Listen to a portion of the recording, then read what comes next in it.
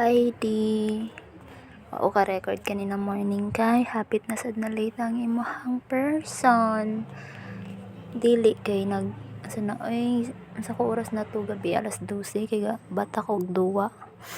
Nya kay napamay case study so supposed to be nag-study na ta ko ato gabi pero kay nalingaw man kog tula. Gara ka ikadang. Very wrong pero makamahay sad. So nalingaw kog tula. So ako katuon. So ending alas 12 ko natulog. Tas ni mata ko og alas 2. Nya igo pa jud nga alas 2 kay naabot si mama gikan sa Bohol kay nagbanding-banding man siya didto nya. Moto niya hapit siya here kay naghapit og kalamay basta. You know the delicacy there. Nya katiyot ragod ni hapit ragod sila kadiyot tapos uli na sad sila. So katuon ako katug balik so alas 2. From alas 2 to alas 4, 4:30 4:30 or 4:35 man to. Ka-study ko sa case study kay lagi si sir nga mag-oral revalida, diba? Tapos napod mi quiz. Tapos pag human ako mga 4:30 nitug ko kay duka pa jud siya as in duka pa jud siya kaayo. Pagmata na ko kay alas 6 na kapin niya si Ate Lisa biyang una maligo. So for the late na naman ang person hapit. Okay raman sad kay igo man sad kumaabot dito mga 7:05 nya 7:15 man ang considered nga late niya si sir kay maabot sad na siya 7 kapin. So okay ra sad gyapon.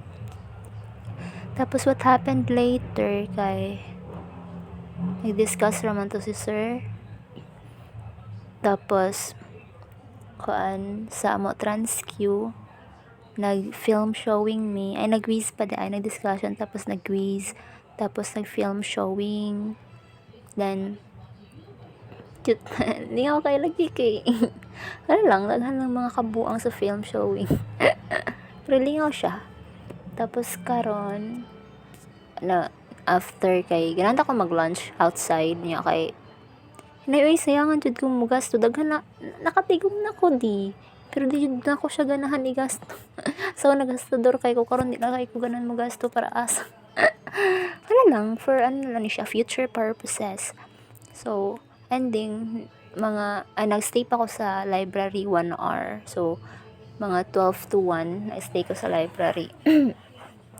Kay wala lang pampalipas sa oras lang dito. Tapos after yan na naman ako ang routine if ever na studihan pero di wa man kayo kay last day na biya of class this week. Karon nga week na pa next week kay Wednesday ra pa may kutob. Today is Wednesday. So mo to tambay ko there tanaw videos niya kay pag alauna kapin alauna ba 12 to 1 nilakaw na ko pauli. Pag abot kay mulakaw asa na wala ta mag-stay dadto niya kay ang problema kay aircon diba? Ang problema kay manhi man ako igagaw kay magwa sa kalamay nga gipadan nila ni mama. So wala may tawo klase si Iwin niya 5 pa sila manguli kapin. So ako na lang ni uli nagawait na lang ko niya ron. Tapos pag abot syempre nayadobo niya kay gikan sa Bohol ka piyesta diba? Piyesta kasi nagbanding-banding kay sa igsuon pud ay asawa sa igsuon sa ako mama ba. So dito sila nag-reunion sila there. Nya mo to. Naay mga like rice kanang adobo ganon humba. Apa kagahi sa baboy. Mura ko di siya matulon ay like masangit jud siya sa tutunan ba grabe. Wala na lang ko gaano na lang ko pansit canton na sad ta version 2.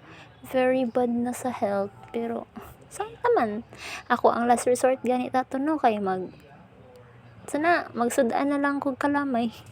Di kay nagduduwa ko kanina maghapit ako og bread before ko mauli init man gud kaayo so ako ay basin okay ra ang katong baboy nga giluto niya ati kay man giinit or yun sa to niya paggama kanina morning kay kahi murak bato.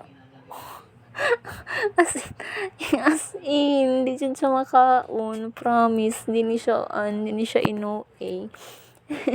Yung mo to, nagpansit kanton na sad ko, niya gahapon ka pansit kanton ko. Very, very bad to the health. Pero di na lang, next week siguro bawi ko kaon. Next week? Di mo ko ganahan mo gasto eh. Siguro anya na if na mang-invite. Sige di, mag-once ako mag-wait. While mag-wait ko kay magduwa sa ko. Kay boring man. Nagtanaw ko K-drama while nagkaon pero boring sad ang plot sa akong gitanaw. So, yeah. Bye-bye!